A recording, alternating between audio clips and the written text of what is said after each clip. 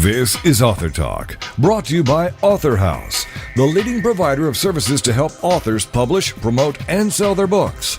Author Talk is produced by TogiNet Radio, on the web at toginet.com.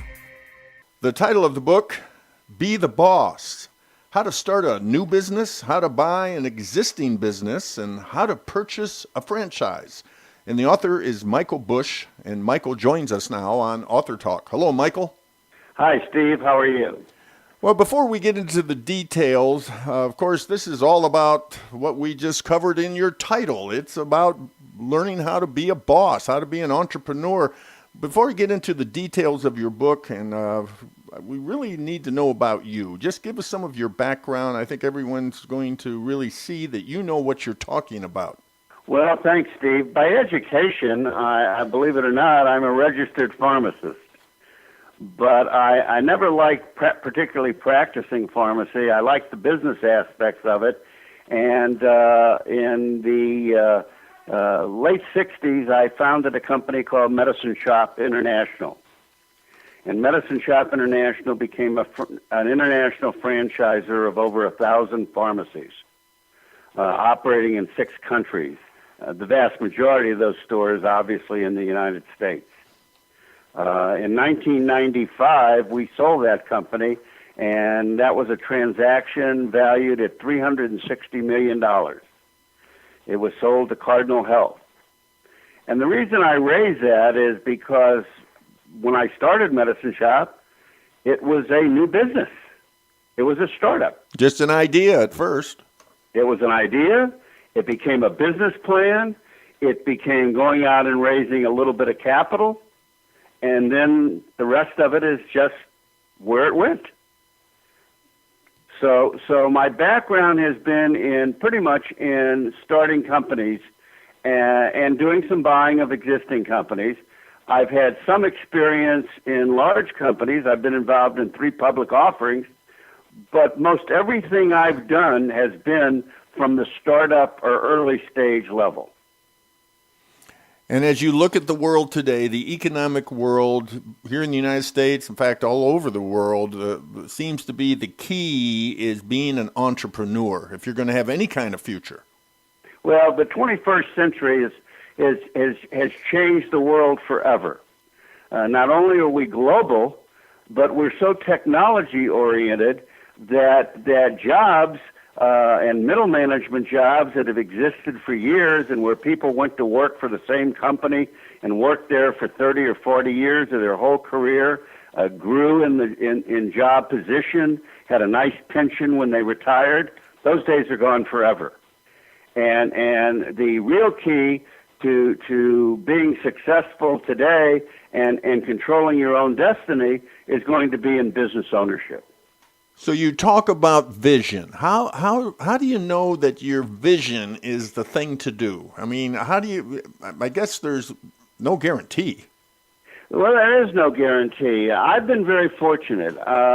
And my book is a lot about this, but it's not only about success, it's also about getting education, because not everything I've done has been successful.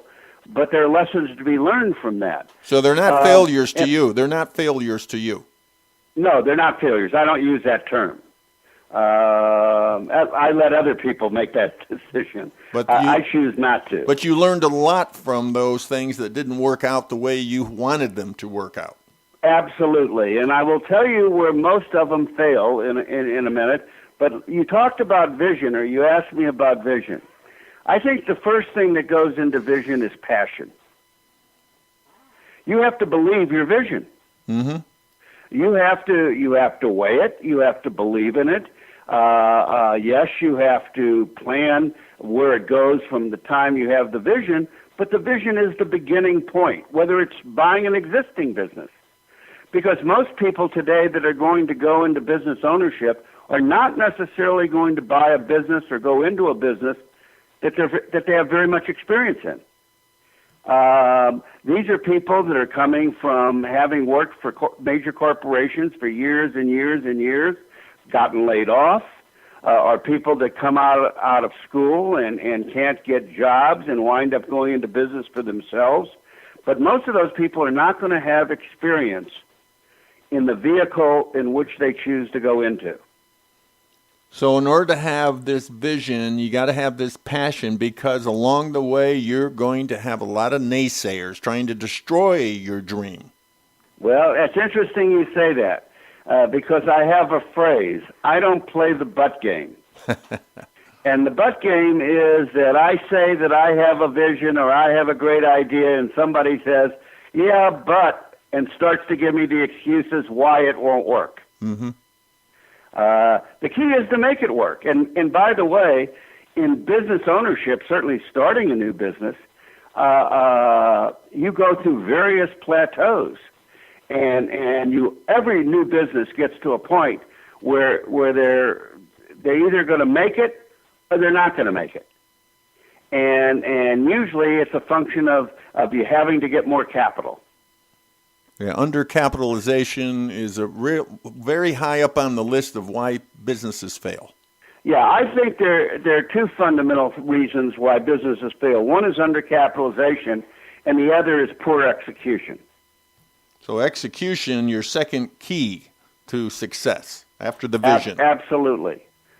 I can think of businesses that I started where the vision was absolutely perfect and my execution was terrible. How could that be if you have this great vision? How could the execution not work? Well, let me give you a great example. I started a company. I was in the consulting business, and I was doing very well. This was in between owning companies.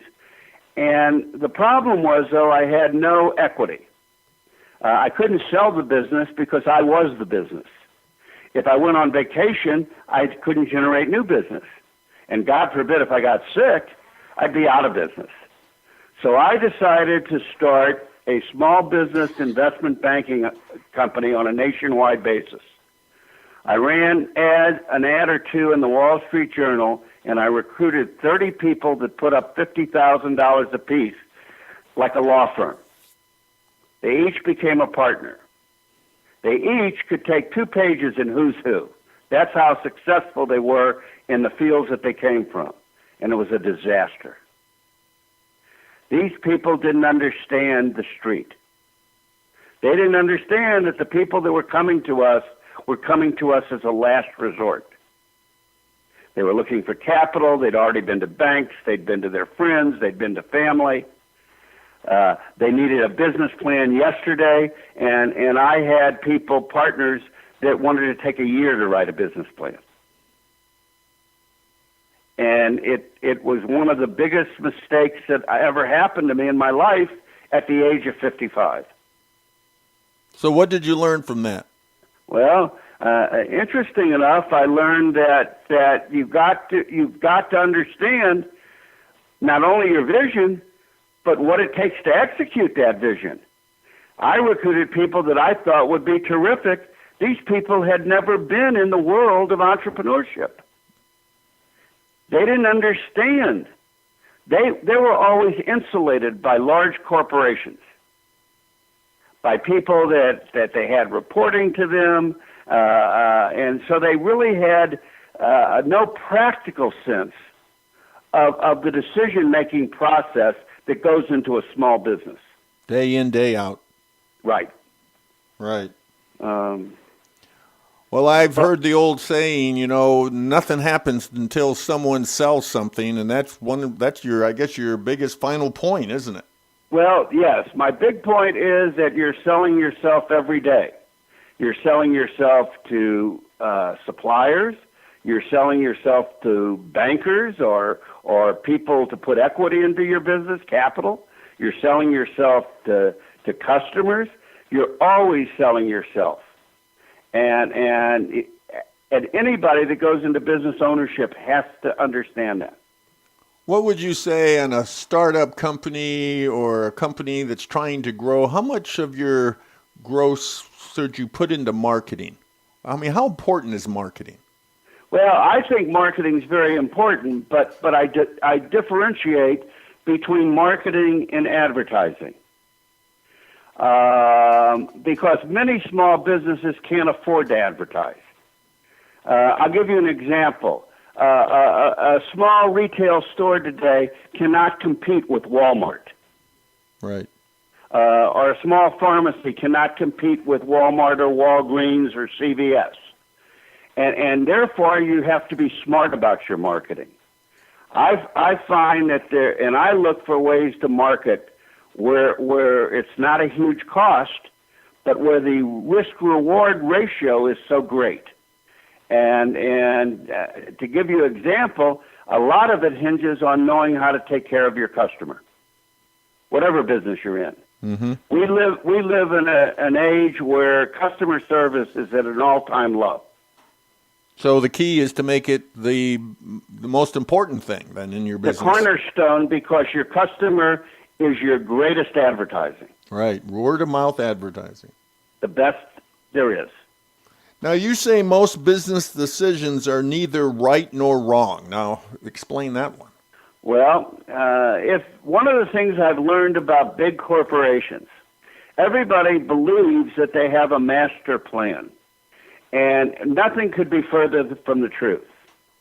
The ones that are really very, very, very successful are ones that, generally speaking, are well managed financially. But if you get down to the nitty-gritty of day-to-day operations, it takes them a lifetime to make a decision for two reasons. Number one, they want to build a consensus. So they have to get all kinds of people to agree with a decision. I kind of equate it to our government, to the Congress. The second reason, though, is nobody wants to take ownership because of fear that if that idea fails, they could be out of a job. Whereas in small business, you go into a room with your team, you spend 15, 20 minutes, 30 minutes discussing an issue, and you make a decision. And in my opinion, you don't know whether the decision's right or wrong until you make it, until you put it into action. And the one thing I know, if it's the wrong decision, you almost always know what to do next. You learn from it and move on and make a better decision.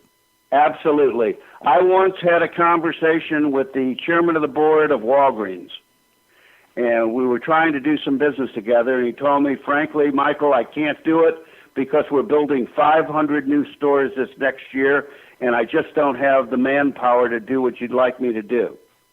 And I said to him, his name was Daniel Jornt, the first non-Walgreens family member to run the company. And I said, Dan, do me a favor, put up 1,500 square feet or 2,000 square feet right next door to every one of those 500 stores, and I'll lease it and operate a store next door to you. And he said, you're right. We don't put anybody out of business. And by being next door to your competition, if you're smart, you're going to outdo the competition. Very interesting. I want to get back to your passion as we close out our discussion of your book, Be the Boss. You say we must be excited because excitement obviously is contagious. Absolutely. I mean, if you're not excited, if you don't like what you're doing, get out of it. I have had the luxury and the good fortune of liking everything that I did. Now, it didn't always turn out the way I wanted it to turn out. Right. But while I was going through it, I loved it, and I gave it my all the time. Because your employees feel it, your vendors feel it, your customers feel it. Absolutely. It starts right with you. And when you start a new business, you're everything. You're the salesman, you're the financial person, you're the technical person. You've got to do it all. And finally, the importance of a strategic plan. Well, I call a business plan a strategic plan, and I call it a living document. It's not static.